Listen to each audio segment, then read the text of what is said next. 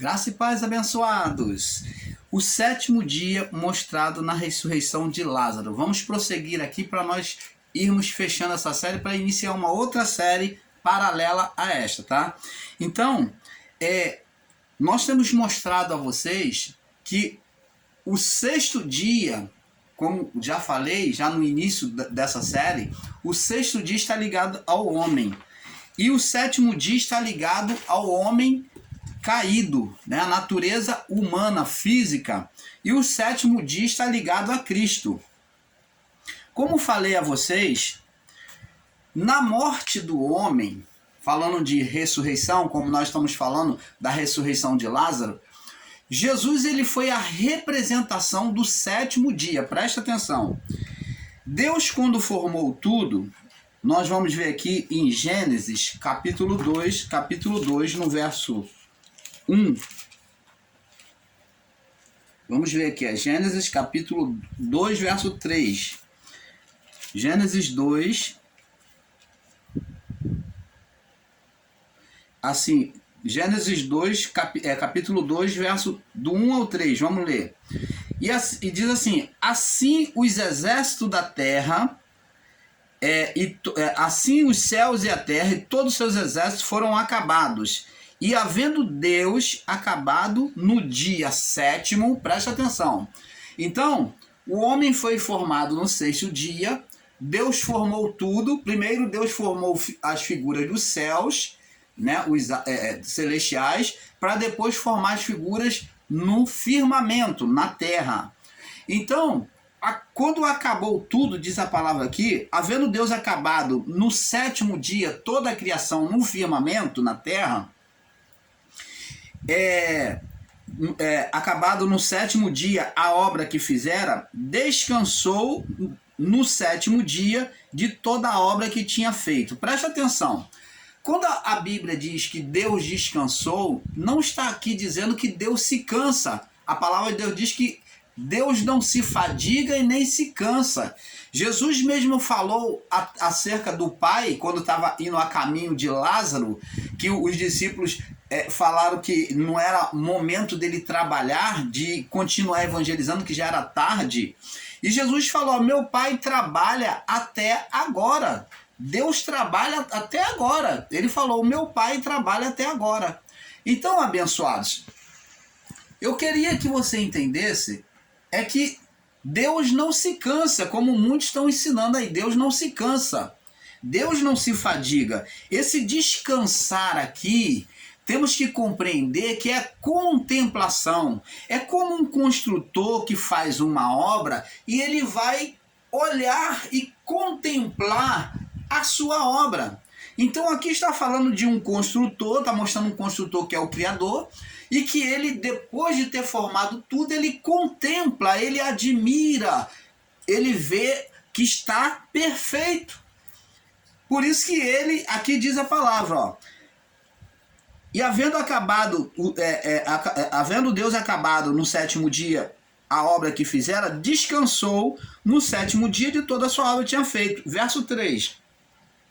E abençoou Deus, abençoou, Deus viu que era bom, perfeito, então ele abençoou e o santificou, porque nele descansou de toda a obra que criara e fizera. Não que Deus estivesse cansado.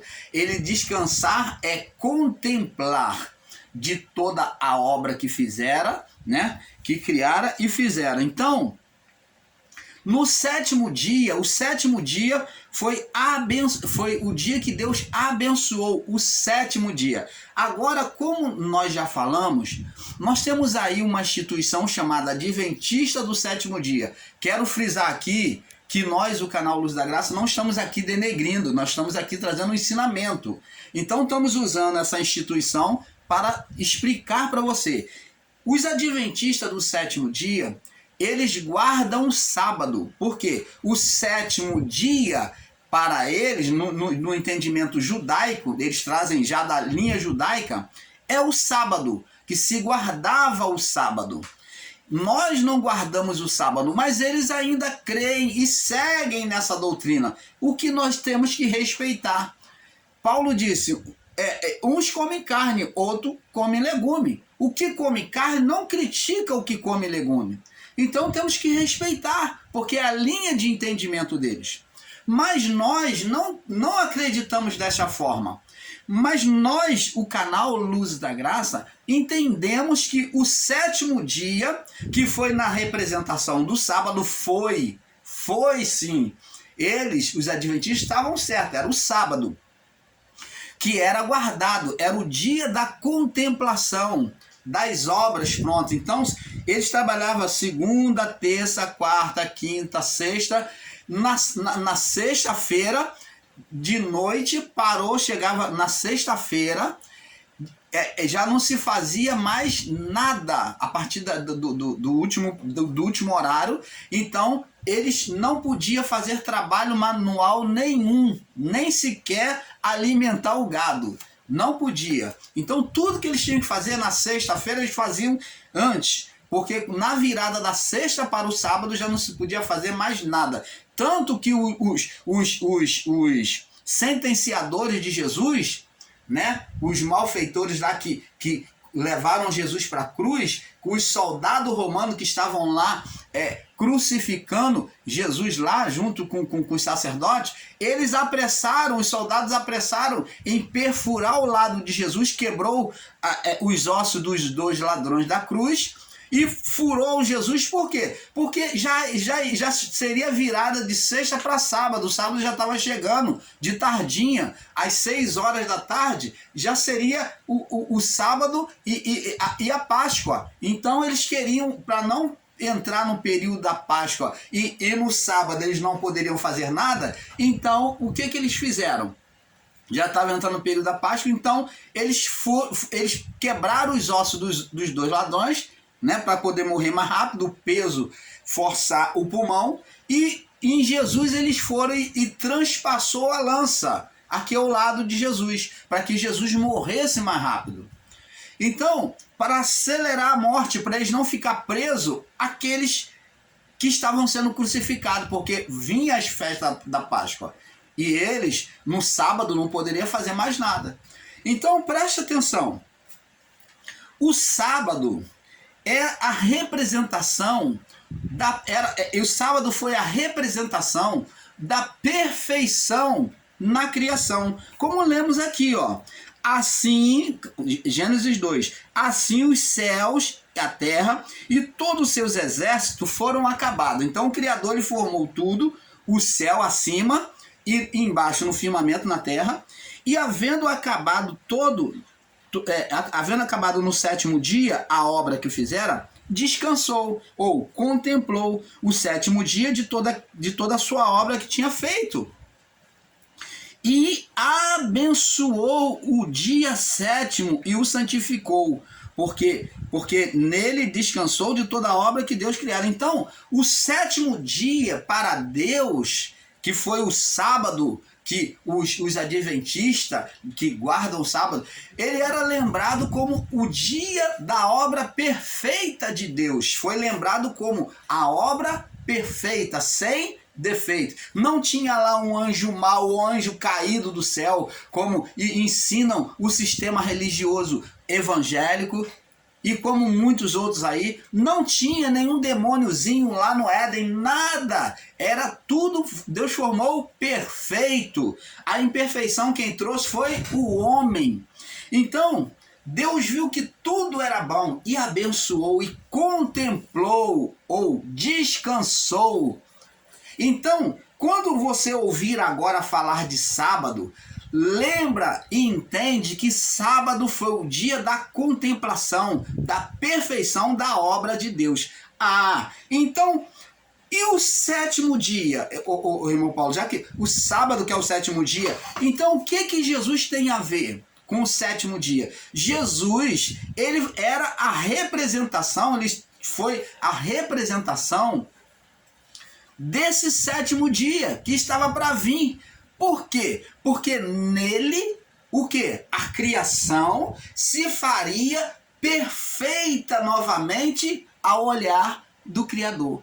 Por isso que lá no livro de Apocalipse está escrito: eis que se fez novo o céu e a terra. Eis que se fez novo céu e nova terra. Por que novo? Porque em Cristo ele trouxe essa renovação, essa vivificação.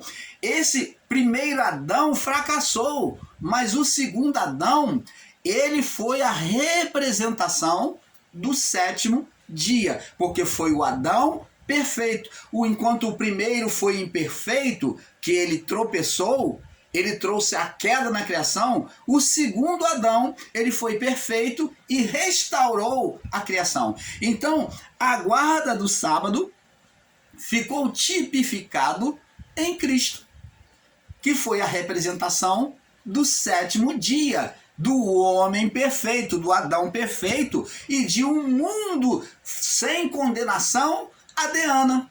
Você está entendendo? Então, ao olhar de Deus, pela obra que Cristo fez no madeiro, agora, ele quando ressuscitou, então, ao olhar de Deus, ao olhar espiritual, tudo está perfeito. Tudo está perfeito. O homem foi trazido de volta à comunhão. É isso que temos que entender. E o fato de uma pessoa viver na carnalidade não quer dizer que é a vontade de Deus, como muitos estão ensinando, que tudo é Deus. Não. Isso é imperfeição humana.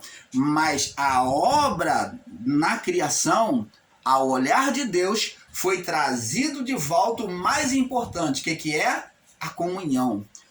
A ruptura que Adão criou para todos até a cruz, agora foi retirada em Cristo. Ele se tornou o caminho, a verdade e a vida. Ninguém vem ao Pai senão por mim. Ninguém vai ao Pai senão por mim. Então, ele é que nos conduziu ao Pai, à perfeição. Ele é a representação do sétimo dia. Então, agora, abençoado, como falei no vídeo abaixo, na parte 4, né, nós estamos na 5, agora, pela imperfeição do homem que trouxe a condenação de Adão, todos morriam, todas as almas que morriam, elas não podiam adentrar aos céus antes da cruz, antes da ressurreição de Cristo. Nenhuma delas subiam. Existem irmãos ensinadores em graça que estão ensinando assim. Porque o homem morria porque inferno é sepultura, porque a alma do homem ficava presa no pó. Opa! Como é que você pode ensinar uma coisa dessa e dizer que alma ficava presa no pó? Você já viu, por acaso, um espírito ficar preso, ter limitação pelas coisas físicas? Um espírito ficar preso à limitação de coisas físicas? Jesus, quando ele ressuscitou mesmo, no seu corpo espiritual, ele atravessou paredes, entrou numa casa fechada por 2 vezes e ele falou: Pai, seja convosco. De repente, das portas fechadas, Jesus entrou, apareceu ali.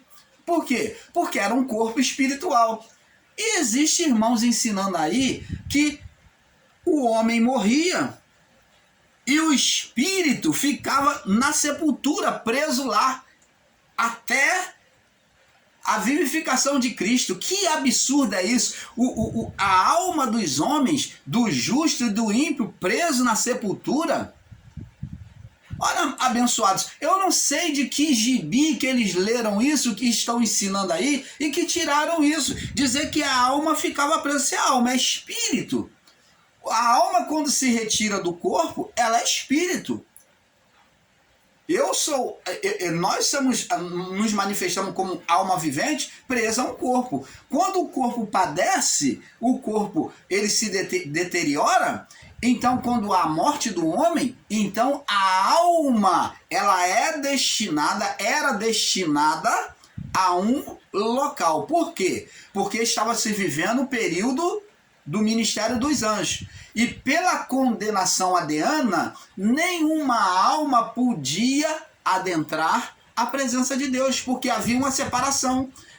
Foi rompida a comunhão espiritual.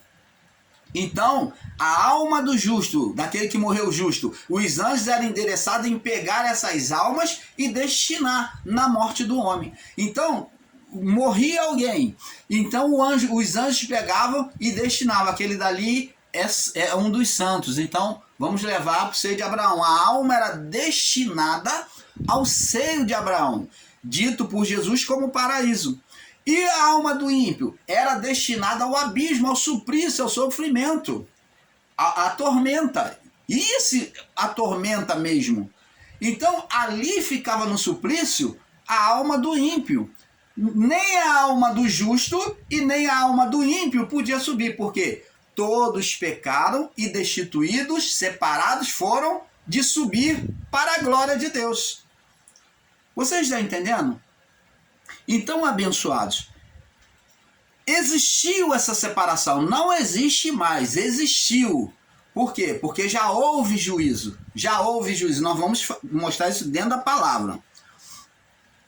Então, o sábado, como já falamos, é a representação do dia perfeito, que é o sétimo dia. Foi a representação do sétimo dia, que é o dia da perfeição na criação. Ele também é tipificado, ele foi tipificado no Cristo que viria, que traria o quê? A reparação de todas as coisas. Então, o sábado, ele tem expressão de descanso e libertação. Preste atenção.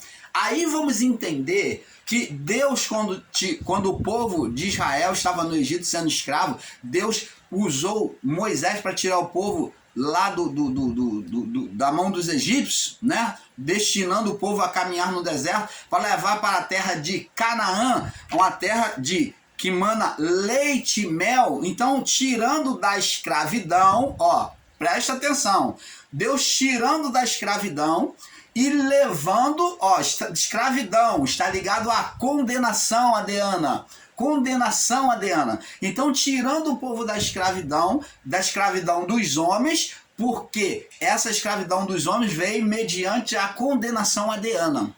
Então, o povo era destinado, estava a caminho de Canaã.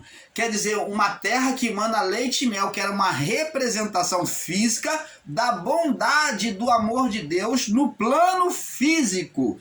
Era a representação da salvação de Deus, da terra que Deus já havia prometido a Abraão, já havia dado a Abraão, Canaã, e que Deus disse que iria tirar das mãos do inimigo, e o povo tinha que pelejar, e Deus iria batalhar com eles.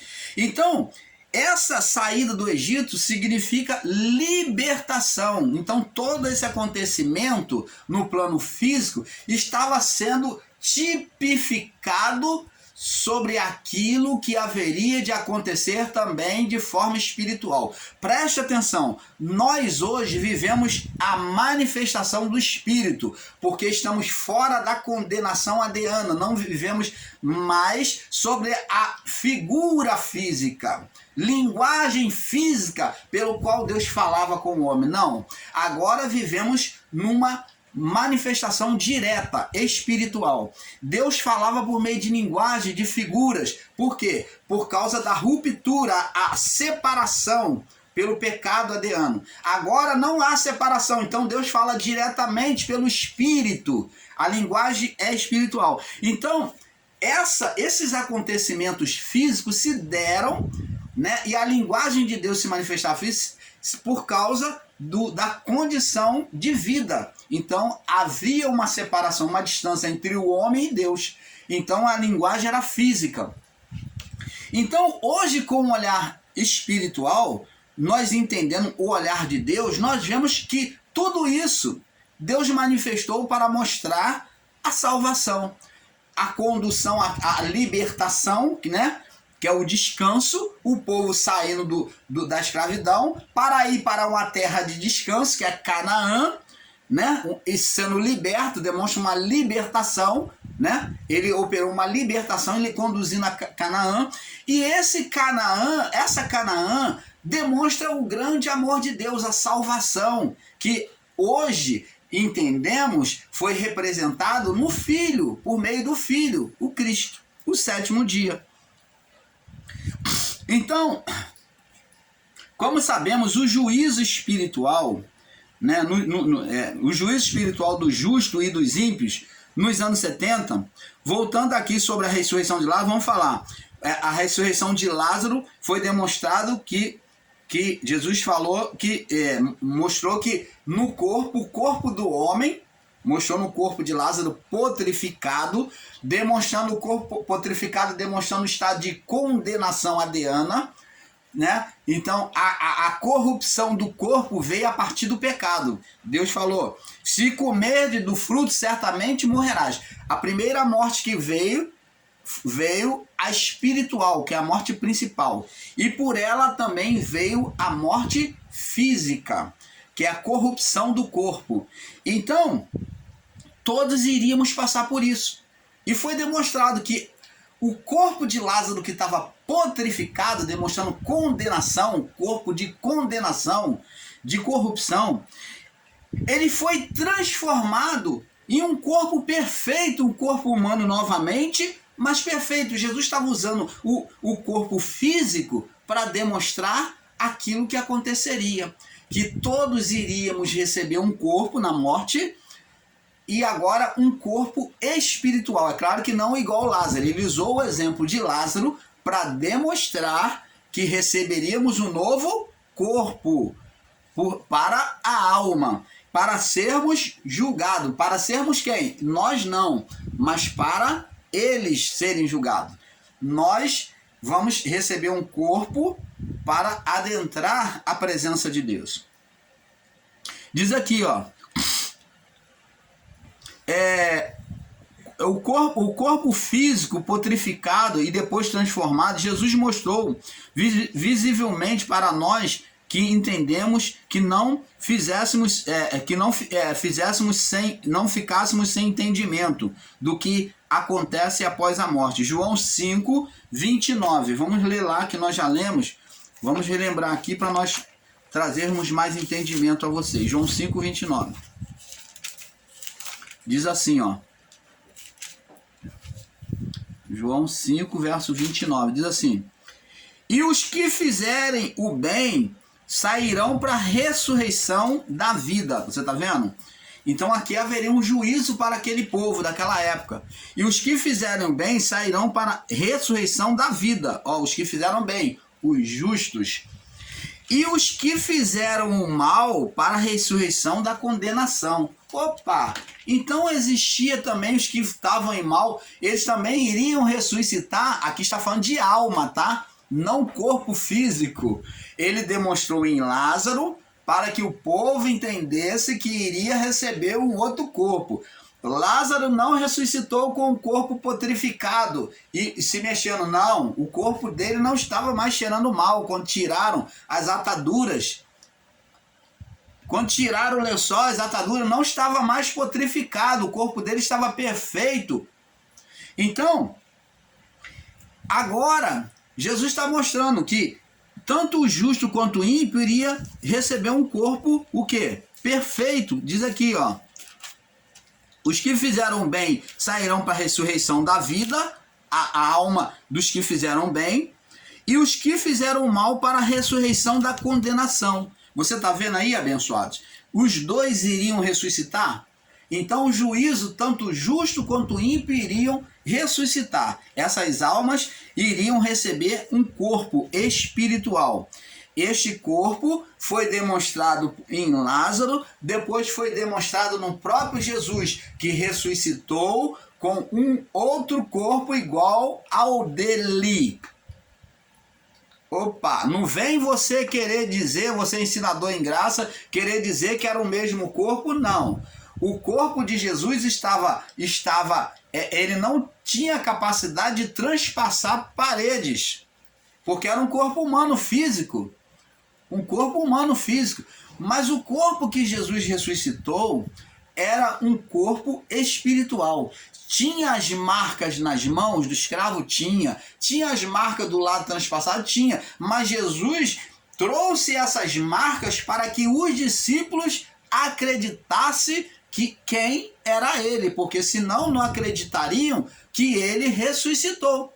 Então ele trouxe nesse corpo, mas sendo um corpo glorificado, um corpo espiritual, ele trouxe no corpo espiritual as marcas para testificar, apenas para testificar. Tanto que diante da incredulidade de Tomé, Jesus mostra, fala, vê aqui as minhas mãos e põe aqui a tua mão no meu lado.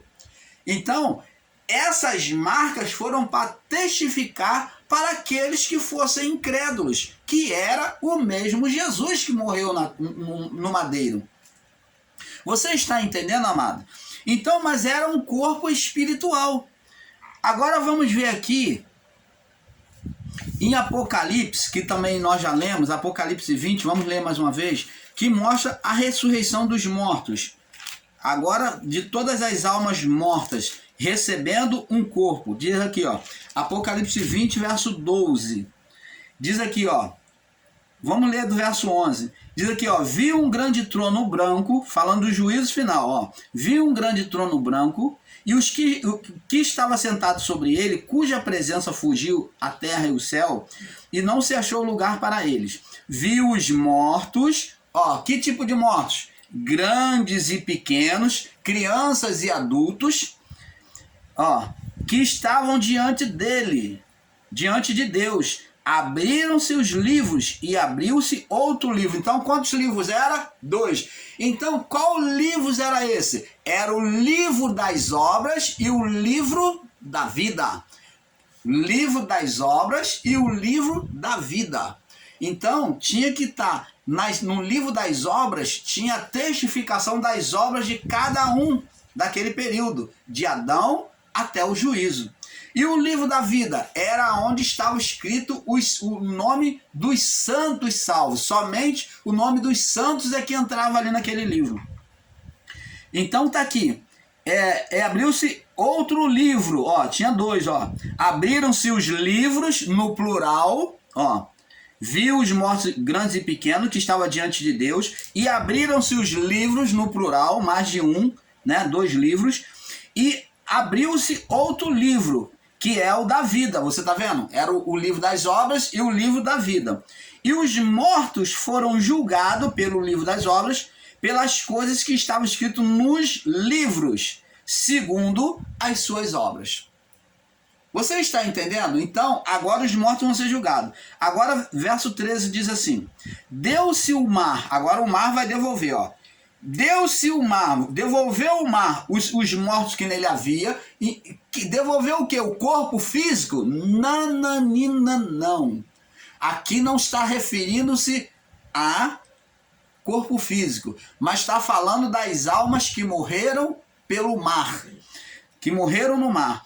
Então deu-se o mar as almas, deu-se o mar os mortos que nele havia, a morte, ó, a morte e o inferno deram os mortos que nele havia. Então, morte e inferno fala sepultura. E o inferno, o abismo, ó, a sepultura e o inferno deram os mortos que nele havia. E foram julgados cada um segundo as suas obras. Então, vê aqui que havia um julgamento, tanto para... Havia uma separação de justo e ímpio, então um julgamento com o livro das obras. Diz aqui no verso 14, a morte e o inferno foram lançados num lago de fogo, esta é a segunda morte. Então, o lago de fogo é o fogo do eterno. O lago de fogo é o fogo eterno, ou do eterno. Então, aqui está demonstrando que o inferno deixou de existir após o juízo. O inferno deixou de existir após o juízo. Mas existe algo que é igual ao inferno, mas é superior, que é o fogo do eterno. O fogo do eterno engoliu a morte, que é a condenação adeana, espiritual, e o suplício, que é o Hades. Foi ali no Sheol, já não mais tem o Sheol. Então agora foi engolido, foi acabado, Deus acabou, porque ele diz que o inferno foi preparado para o diabo e seus anjos. Quando houve o juízo, então Deus não tem mais condenação. O quê? Do inferno. Não tem mais condenação para levar ninguém ao inferno. Agora, quem julga diretamente é o Criador. Ele julga, a nossa vida já está julgada, saiu desta vida, já tem o seu destino, não tem mais trono, não tem mais juízo sobre nós. Nós ou vamos direto para o Pai, a alma agora ou ela vai direta, ou ela vai o quê? Para o fogo do eterno. Ah, mas irmão Paulo, então é a mesma coisa, vai acontecer o mesmo sofrimento. Não, o fogo do eterno é o fogo de apuração, para apurar as almas ímpias, e elas um dia retornarão para o Criador. Mas Deus não perde nenhuma alma. Esse ensino de que Deus lança lá no inferno e acabou, esse ensino que está se rolando em graça aqui, morreu, que o ímpio sai da existência, deixa de existir, isso daí é tirado de gibi. Isso daí deve ser tirado do gibi da Disney. Hã? Deve ter sido tirado de gibi, porque isso não tem na Escritura. Pelo contrário, Deus falou: qual é o pai que, se o filho lhe pedir pão, lhe dará uma pedra? Se lhe pedir peixe, lhe dará uma serpente? Se lhe pedir ovo, vai dar escorpião? Ora, vocês que são maus, vocês sabem dar boas dádivas aos vossos filhos, como é que Deus não dará boas coisas aos que lhe pedirem? Então ele demonstra o amor do homem, ele compara para mostrar que o amor dele é superior ao amor do homem. E você consegue imaginar um Deus que, por a pessoa ser rebelde nesta vida, por Deus ter um filho rebelde nesta vida, o filho é rebelde aqui, e Deus vai lá e vai arrancar a cabeça dele fora e vai falar: não te quero mais, você é lixo para mim. É assim que você ensina Deus? É assim que você acredita num Deus que ele é puro amor? Que Jesus disse que Deus amou o mundo de tal maneira? Que amor, me perdoe, é esse de tal maneira, mas que joga no inferno como lixo e sai da existência? O fogo do eterno, o juízo aconteceu no ministério dos anjos. Agora, banido o mal, a condenação, agora o fogo do eterno é para apurar, porque nenhuma alma pode estar diante dele imperfeita, impura. Então é por isso. Nós vamos ver também em Mateus 16, 27. Vamos lá em Mateus 16, 27 para nós passarmos para a próxima parte. Mateus 16, 27. Mateus 16, 27. Diz assim: porque o Filho do Homem virá na sua glória com os seus anjos. Ó. Então o ministério era de quê? Dos anjos. E então dará a cada um segundo as suas obras. Tá vendo? Julgando justo e ímpio, fazendo separação de justo e ímpio. Vemos aqui em Mateus, vamos em Mateus 25 aqui, aproveitar que estamos aqui em Mateus. Mateus 25, no verso 34. Para nós passarmos para a próxima parte. Verso 34. Então diz aqui, ó, vamos lá do verso 32 em diante, Mateus 25, verso 32 em diante. E todas as nações serão reunidas diante dele, isso aqui no juízo, ó. E apartará um dos outros, ó, ele vai selecionar, haveria uma seleção no período do juízo, ó. Então faria uma seleção, isso já aconteceu. Apartará um dos outros, como o pastor aparta os bodes das ovelhas. Agora, verso 33. E porá as ovelhas à sua direita. É o lado de força, né? O lado de força, o lado usado, né? Normalmente, dentro da vida humana, né? Tem gente que é destro, né? Mas o lado direito foi a representação da destreza, o lado de apoio, o lado da força, o lado do bem. E porá as ovelhas à direita, que demonstra a salvação, mas os bodes à esquerda. Ó, a esquerda ficou como uma representação do ímpio, do infiel, entendeu? Daquilo que é condenado. ficou esquerda, é oposição. A oposição. Temos até na política, né? Os políticos de direita e o de esquerda. Né, eles usaram isso dentro da política também. Então diz que é um direita e esquerda, mas muitas das vezes o que diz que é direita, ele é mais esquerda do que o outro, que se diz, né? Ele é mais maligno do que o outro que se diz ser da direita, da esquerda. E no verso 34, diz assim, então dirá o rei, ó, rei quem? Jesus. Aqui rei é ele, Cristo no estado glorificado, ó. No estado glorificado, aqui está mostrando bem claro, dirá o rei, aquele que está no estado glorificado, que é Cristo, aos que estiverem à direita, vinde bendito de meu Pai, ó, o justo, ó, possuir por herança o reino que vos está preparado desde a fundação do mundo.